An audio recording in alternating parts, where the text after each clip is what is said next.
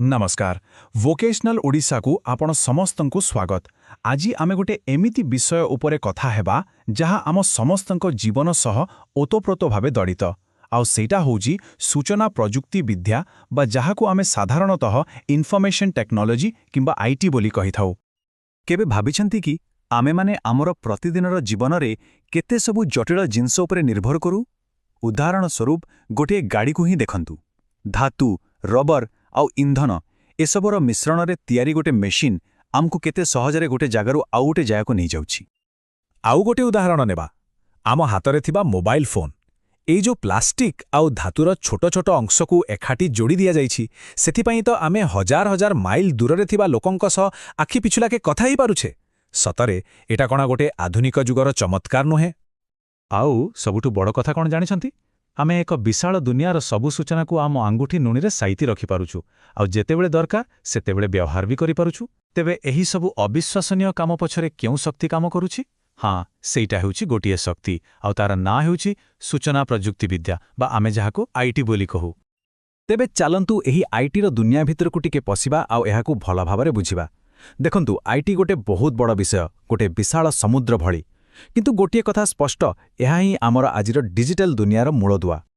जदि आमे एकदम सरल भाषारे कहिबा ताहेले सूचना प्रजुक्ति विद्या हेउछि कंप्यूटर सिस्टम नेटवर्क आउ आमे व्यवहार करुथिबा डिवाइस गुड़िकर एक मिश्रण। एहार काम कौन? एहार काम हेला इलेक्ट्रोनिक डेटा को तैयारी करिबा, ताकू बदलाइबा, गोटे जगारू आउ गोटे जगह को पठाइबा, साइती रखिबा आउ आदान प्रदान करिबा। आउ जानिछंती एही पूरा आईटी दुनियार हृदयपिंड हेउछि डाटा। तेबे डाटा माने कोन? डाटा हेउछि जे कोनसी प्रकारर सूचना। एहा किछि तथ्य होई पारे, किछि परिसंख्यान होई पारे, किंबा कोनसी संख्या बा पैटर्न भी होई पारे जहाकू आमे विश्लेषण करी बुझी आम कामरे लगाई परिबा। तिके भाबंतु तो आग कालरे लोके केमिति डाटा संभाळुथिले, निज मस्तिष्करे मने रखुथिले किंबा कागज कलमरे लेखुथिले। किंतु आजिर आईटी तुलनारे से सबु पद्धति केते धीर, सेथिरे भूल हबार संभावना भी बेसी आ बहुत कम डाटा ही संभाळी होउथिला। किंतु आईटी एही कामकू तुरंत करिदिए, एकदम सठिक भावरे करे आ कोटी कोटी डाटा को एका सांगरे संभाळी पारे। यार शक्ति केते जानिबा पई केवल एही संख्याटी उपरे नजर पकांतु। गोटिए साधारण कंप्यूटर मात्र गोटिए सेकेंड रे 10 लाख रु भी अधिक डाटा गणना करि पारे आउ तार मेमोरी से किछि भी भूलेनी, सबु किछि को सुरक्षित भावे साइती रखे। एहा ही तो हेउछि आईटी रो असल शक्ति। ठीक अछि, एबे आसंतु आईटी सिस्टम रो दुईटी मुख्य अंश विषय कथा हेबा। से दुईटा हेला हार्डवेयर और सॉफ्टवेयर। अब दुईटा भितर फरक बुझिबा बहुत सहज।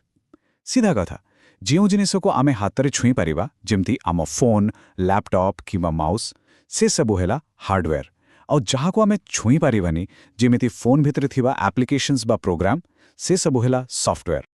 हार्डवेयर रा आउरी किछि उदाहरण देखिबा, जेमिति कि हमरा personal computer laptop mobile phone tablet एपरिकी इंटरनेट पाई व्यवहार होतिबा राउटर परि नेटवर्क डिवाइसेस एसबु होछि आईटी रो शरीर, तार शारीरिक अंश। आउ अन्यपटे अछि सॉफ्टवेयर, जहाँ कि होछि सेही हार्डवेयर को चलाइबा पाई निर्देश। साधारणतः सॉफ्टवेयर दुई प्रकारर।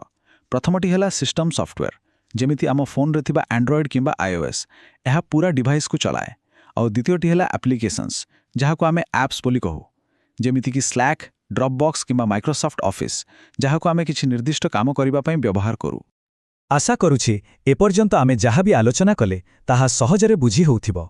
जदि आमर एहीपरि बुझाइबार शैली भल लागुछि तेबे एहीपरि आहुरी अनेक विषय को सरल भाषारे बुझिबा पाई वोकेशनल ओडिशा को सब्सक्राइब करबाकू भूलिबे नहीं।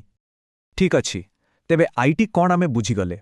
एबे चलंतु देखिबा एहार प्रकृत व्यवहार केउठी हुए। विशेष करी आजिर आधुनिक व्यवसाय जगतरे आईटी केमिति गोटे इंजिन भली काम करूछि। आसंतु गोटे व्यवसायर कथा भाबिबा। सेमानकु प्रथमे ग्राहकंक सह कथा हेबाकू पड़िबो, सेमानकर सेवा करिबाकू पड़िबो, एथिपई आईटी दरकार। तापरे कंपनीर सबु गुरुत्वपूर्ण आर्थिक हिसाब किताब को सुरक्षित भावे रखिबाकू हेबो, एठी भी आईटी दरकार। एहा छाड़ा कंपनीर प्रतिदिनर काम को ठीक भावे चलाइबा पाई एवं शेषरे सेही व्यवसाय को आहुरी बड़ करिबा पाई ए सबुथिरे आईटीर भूमिका बहुत बड़। आउ एबे आमे आसीबा सबुठारु गुरुत्वपूर्ण कथा उपरकू, जहा हुए तो आपणमानंक भितरु अनेकंक पई एक नुआ रास्ता खोली पारे।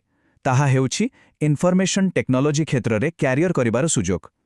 एही कथाटिकु टिक्के ध्यान दी शुणंतु। ଏହାର ଅର୍ଥ ସ୍ପଷ୍ଟ। ଆଜିର ଦୁନିଆରେ ଟେକ୍ନୋଲୋଜିର ଚାହିଦା ଯେମିତି ବଢ଼ି ବଢ଼ି ଚାଲିଛି, ଯଦି ଆପଣଙ୍କ ପାଖରେ ଆଇଟି ସ୍କିଲ୍ସ ଅଛି, ତେବେ ଜବ୍ ସିକ୍ୟୁରିଟି ବା ଚାକିରିର ସୁରକ୍ଷା ବହୁତ ଅଧିକ। କେବଳ ଚାକିରିର ସୁରକ୍ଷା ନୁହେଁ, ଦରମା ବି ବହୁତ ଭଲ। ଏହି ଚାର୍ଟକୁ ହିଁ ଦେଖନ୍ତୁ। ଗୋଟେ ପଟେ ଅନ୍ୟ ସବୁ ପ୍ରକାର ଚାକିରିର ହାରାହାରି ବାର୍ଷିକ ଦରମା ପ୍ରାୟ $45,000, ଆଉ ଅନ୍ୟପଟେ ଆଇଟି କ୍ଷେତ୍ରରେ ସେଇଟା ସିଧା $97,000ରୁ ବି ଅଧିକା, ମାନେ ପ୍ରାୟ 2 ଗୁଣା। ଏହା କ'ଣ କମ୍ କଥା? ଆଉ ସବୁଠୁ ଭଲ କଥା ହେଉଛି ଏହି କ୍ଷେତ୍ରରେ କ୍ୟାରିୟରର ଆରମ୍ଭରୁ ହିଁ ଭଲ ଦରମା ମିଳେ।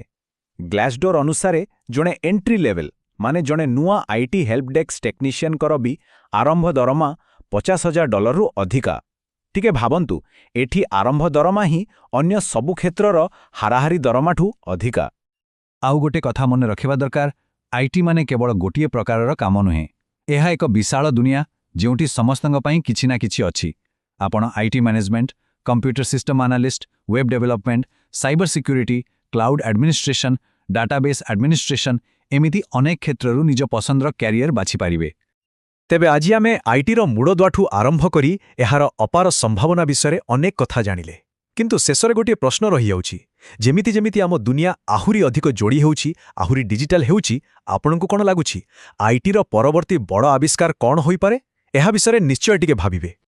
ଯଦି ଆଜିର ଆଲୋଚନା ଆପଣଙ୍କୁ ପସନ୍ଦ ଆସିଲା ଏବଂ ଆପଣ ଏମିତି ଆହୁରି ଅନେକ କିଛି ଜାଣିବାକୁ ଚାହୁଁଛନ୍ତି, ତେବେ ଆମ ଚ୍ୟାନେଲ ଭୋକେସନାଲ ଓଡ଼ିଶାକୁ ସବସ୍କ୍ରାଇବ୍ କରିବାକୁ ଆଦୌ ଭୁଲିବେନି। ଭୋକେସନାଲ ଓଡ଼ିଶାରେ ଏହି ଆଲୋଚନାରେ ସାମିଲ ହୋଇଥିବାରୁ ଆପଣ ସମସ୍ତଙ୍କୁ ବହୁତ ବହୁତ ଧନ୍ୟବାଦ।